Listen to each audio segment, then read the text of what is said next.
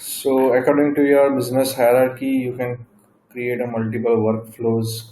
That workflow can be catered as then business hierarchy. Let's say sales executive creates and sales order. It will be he can have the authorities to just prepare those things, and a sales manager has to authority of just completing that order, or an accounting person has authority to close the order. Those things can be performed over here through document action. We can create n number of workflows and n number of level of workflows and the structure of that particular workflow.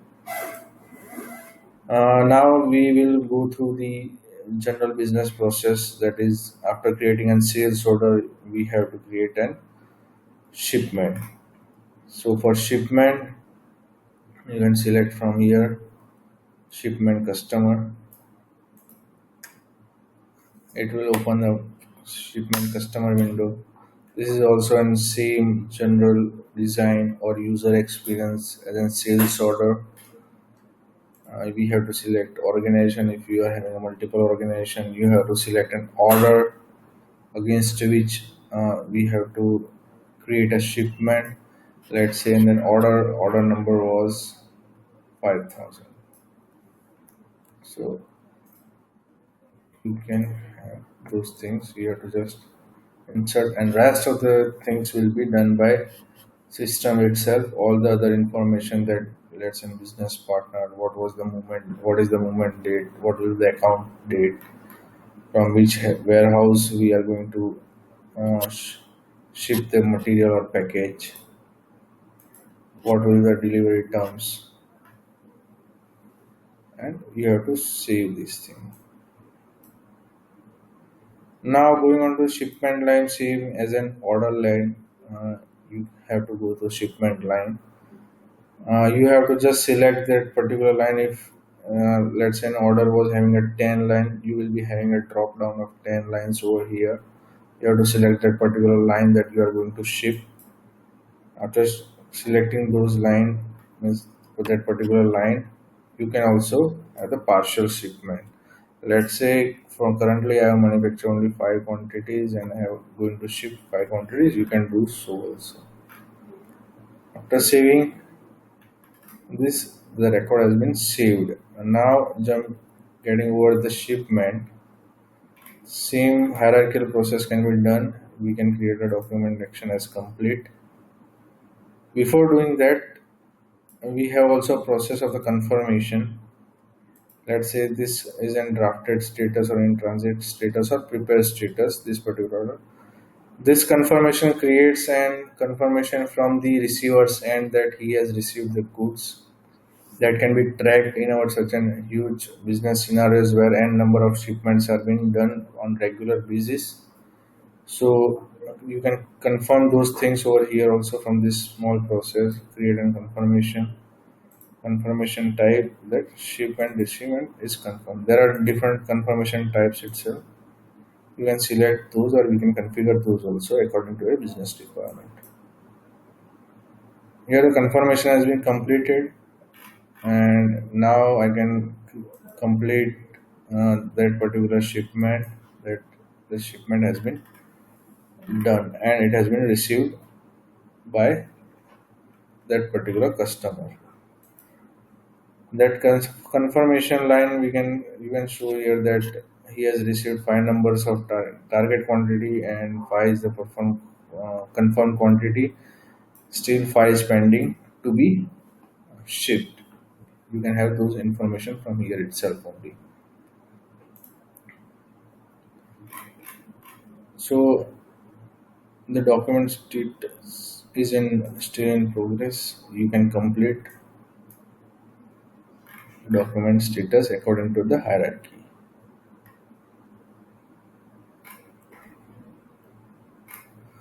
Now let's jump to another thing, that is sales invoice, and the invoice that need to be sent to that particular customer. You can create those invoice from uh,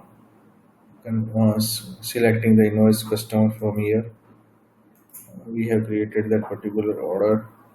So here you can select and you can have the order reference against which the invoice has been paid. What is the business partner name? You can have a different location over here. You can select those.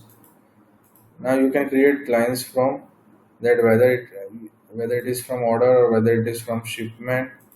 You can select over here that this particular order I'm going to be sending the bills to that particular customer.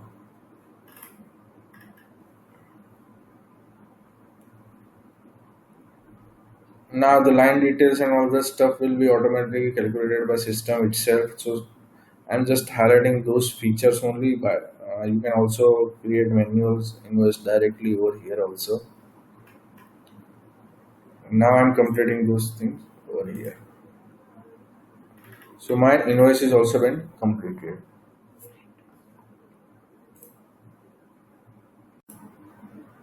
Now we can go through the customer payment against the invoices that has been made. You can directly search over here. This is the same as Google search bar. If you are not getting that particular thing or you are not able to find out, you can search over here. It will be generating those information that is relevant what you have typed. So I'm selecting the payment. Here I will be selecting that particular organization.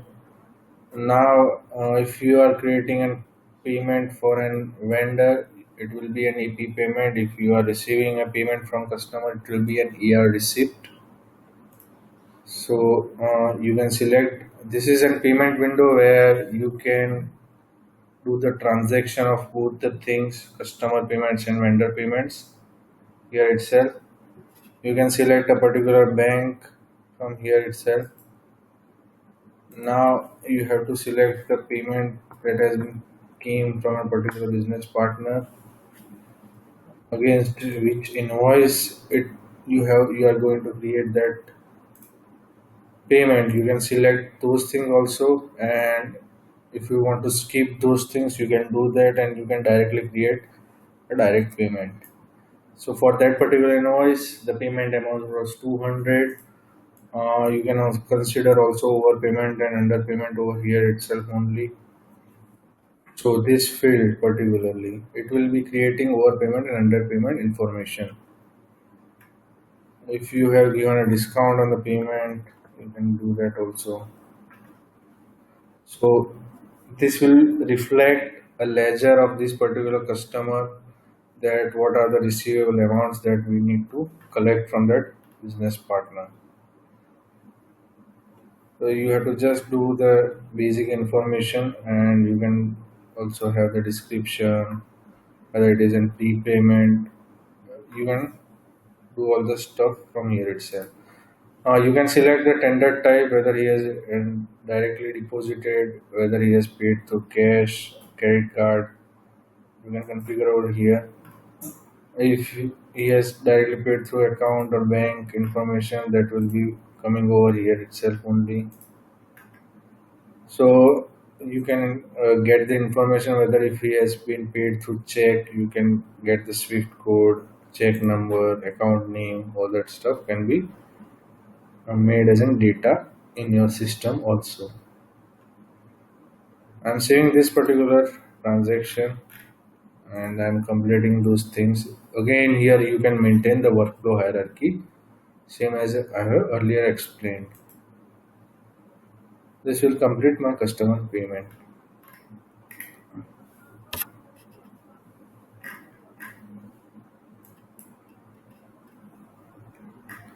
Now, talking about the print approaches, I will show you this in a later part of the demo, where different type of printouts can be created on the each windows that you have performed. You can take a printout of invoice, you can take a printout of customer payment, you can take a printout of sales order. So there is a simple button where I will just show you now that where you can take the printouts of each transaction.